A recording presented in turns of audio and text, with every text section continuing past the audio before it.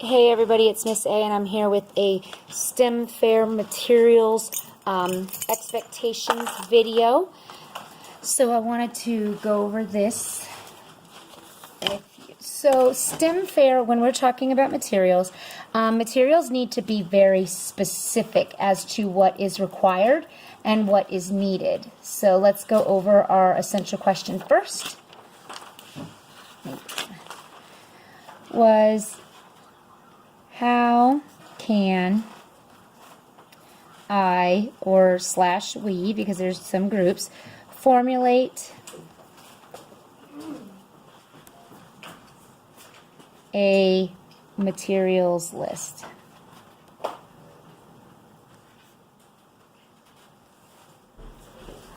All right, and so we talked about the vocabulary of formulate, and the students came up with two words that they think is what formulate means. So they said make or create, and we talked about the strategy of replacing our word with the synonym to see if it made sense. So how can I make a materials list, or how can I create a materials list? And through discussion in the class, we decided that create was the way we were going to go with this, that we are creating this list, we're compiling it or coming together with the list in order to, for another scientist to replicate our scientific information.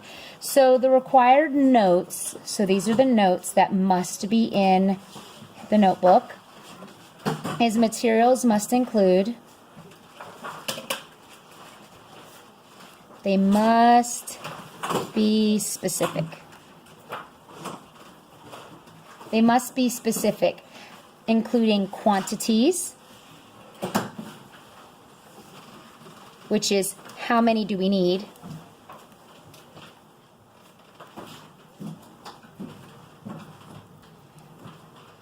measurements,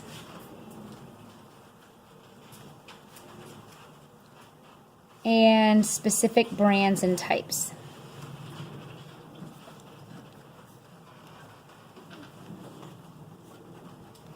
So I'm going to give you an example of what I showed the students during this lesson.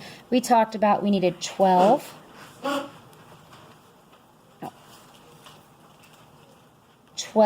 ounce Coca-Cola cans. So this is from our FizzBuzz. This is an example. This is not what they're creating a list from, but this is an example.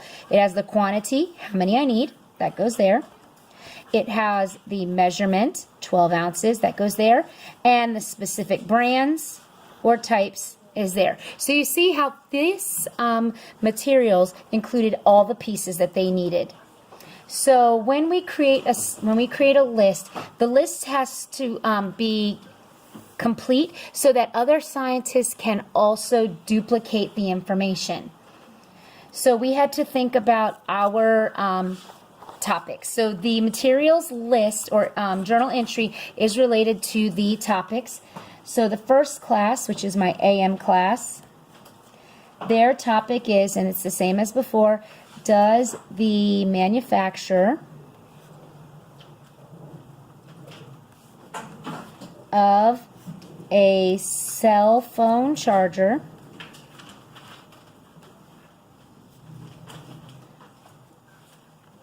affect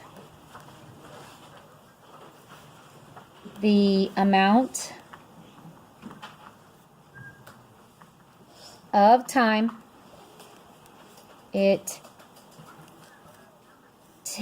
takes to charge a cell phone?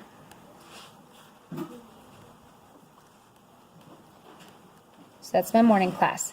My PM class, which is my afternoon class, it's does the mass of a soccer ball affect the distance that it will travel?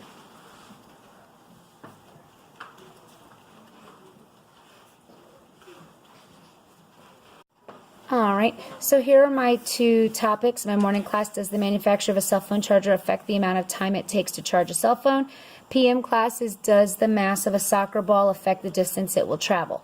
So the journal entries are related to these topics. If you're in the morning class, that you're doing that one. If you're in the afternoon class, you're doing that one. So the students were to collaborate with their peers, and they did this. They were actually given this as Friday to try to think about a list or think about some ideas, so when they came into class today, they could collaborate. If they weren't here, what they can do is talk with their peers and add their reflection about talking with their peers after the fact.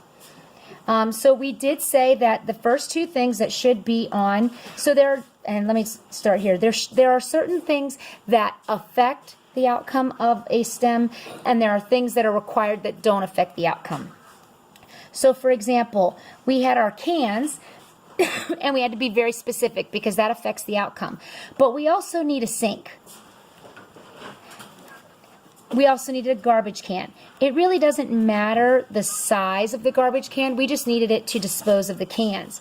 So there are items that affect the outcome, and these are just needs so that you can dispose of stuff, that type of thing. So we can't write Coca-Cola cans.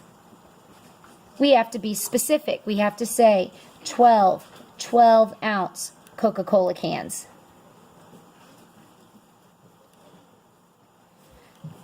But we can't just put sink, we can't just put a garbage can, because these are just needed to dispose of stuff. They're not going to affect the outcome. If they wanted to, they could drink the soda. They didn't have to pour it down the sink. So there are certain things that you need to be extremely specific about, and then things where it doesn't necessarily have to be as specific. But two of the requirements, so requirements on your list, are 1 log and 1 pencil. Now, it doesn't matter if you put STEM Fair notebook, it doesn't matter if you put log, you have to have something to write in, and you have to have something to write with. These don't need to be specific, they're just needs, they're not stuff that affects the outcome.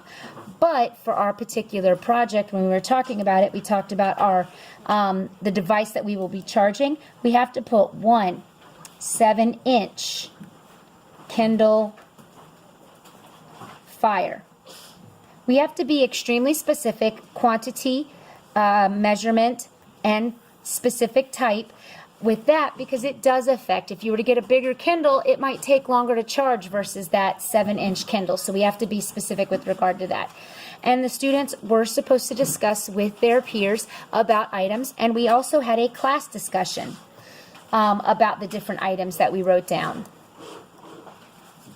The children were shown a sample log, and we talked about a good list versus a bad list, and we also talked about a checklist that was needed. So let me just write down the requirements for your journal entry.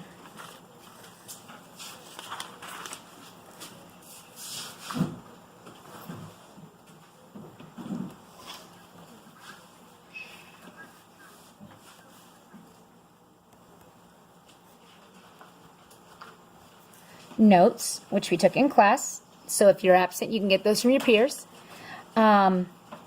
Reflection on group discussion. So for example, I spoke with my partner, we came up with these ideas. Reflection on class discussion.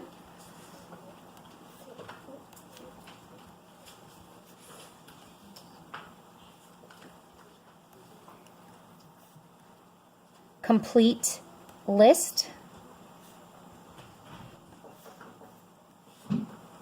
Checklist. All right, and then I'm going to show you the video.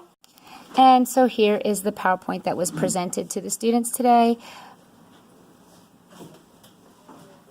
How do you formulate a materials list? Materials must be specific. They must include quantities, measurements, and brand types. Creating a materials list, looking at the question being put to test, scientists must create a list that they will need in order to carry out their investigation before they can identify the materials they need. Let's think about what we're going to test.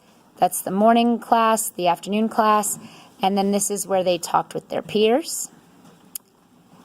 And based on the discussion, we shared out some materials that we may need for the experiment. We talked about pencil and logs that were needed, and this is where we shared as class different things, and we talked about specifics, and then they had to write them all down.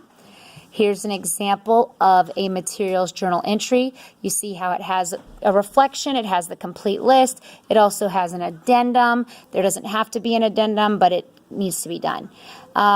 So materials must be specific, and there's an example of a good list versus a bad list. This is the checklist, and the students did this with us in class, so they should be able to check it off. Their name should be on it, should be glued in their notebook.